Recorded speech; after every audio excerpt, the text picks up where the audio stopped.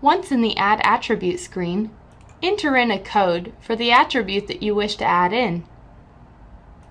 Enter in the description of what that attribute is, and then choose the correct type. There are a number of different types that you'll want to use when utilizing the HealthTrust system. Account types, statuses, and pick list correspond with the accounts that fall under the CRM tab. For your marketers to track different accounts that they may actually use for marketing purposes.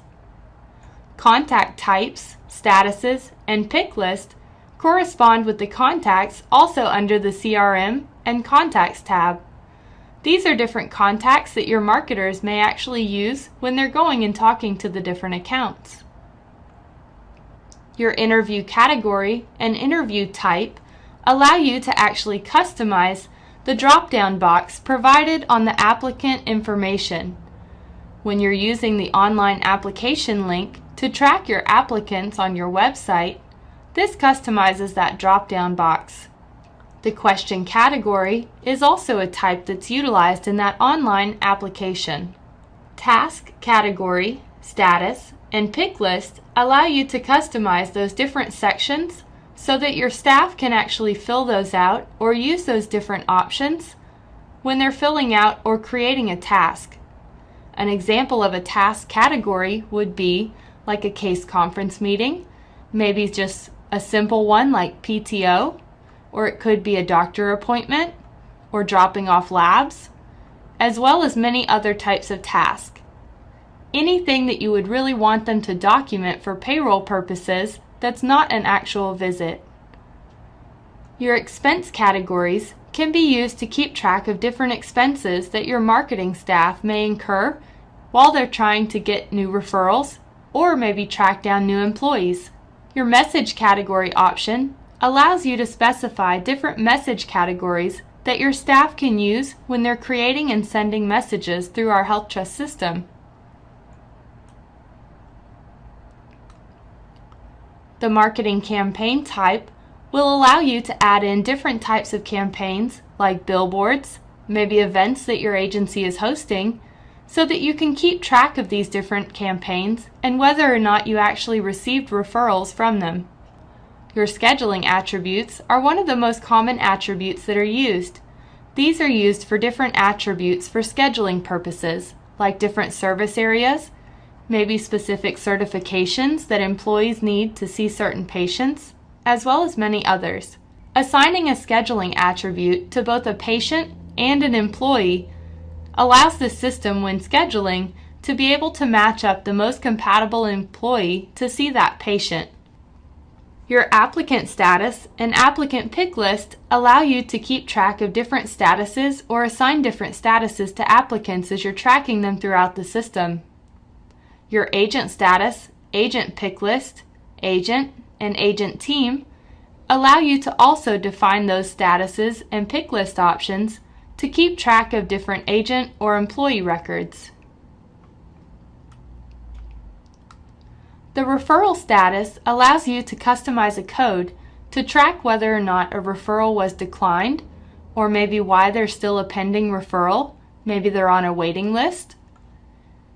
And the referral pick list allows you to define simple checkboxes within the referral menu that you can just check off, whether or not their intake paperwork was done, if they signed something specific when that referral came in.